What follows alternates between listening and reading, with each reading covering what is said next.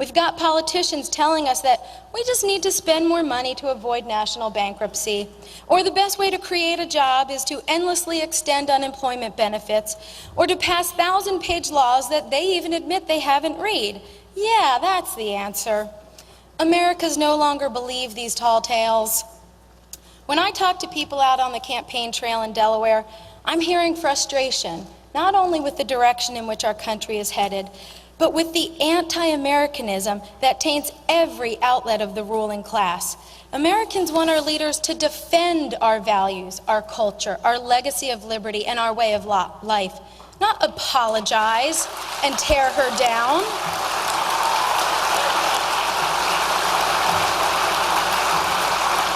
In the diners and at the pig roasts, in the town halls and in the church halls, I hear people embrace for the first time a vibrant conversation about American values.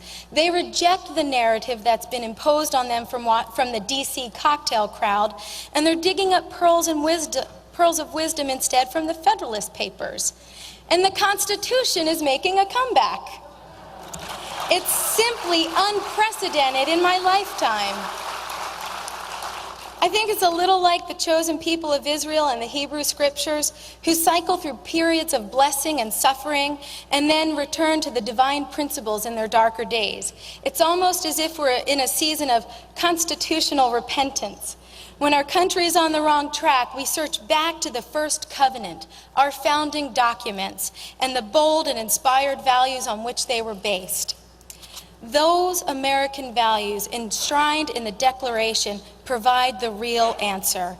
And I believe that American values are not just some relic from the past, but a clear path to a strong and secure future. I believe that American values are worth fighting for then, and they're still worth fighting for today. And most Americans believe this because there are more of us than there are of them.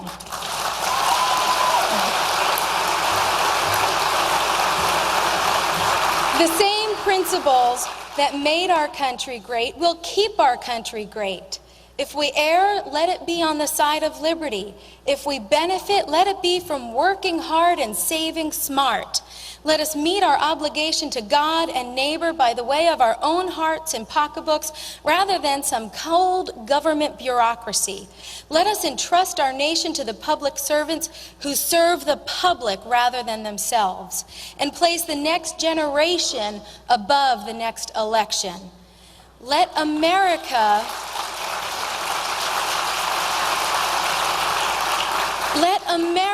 make peace in our world and on our borders through strength, friendship, and commerce. These are the values and principles that built and can still rebuild a great nation. It wasn't easy then, and it won't be easy now. We will be resisted, and we must resist as well. And so I ask you today to take the pledge with me that the first generation of dissenters took. They only saw Lexington. They didn't see the dynasty of dissent they were founding. They couldn't see Gettysburg or Normandy or Fallujah. But what was required of them is still required of us, and will no doubt be required of our children and of their children. They took a pledge together, and that pledge closes out the Declaration of Independence. And that same pledge will preserve this, the last best hope of earth.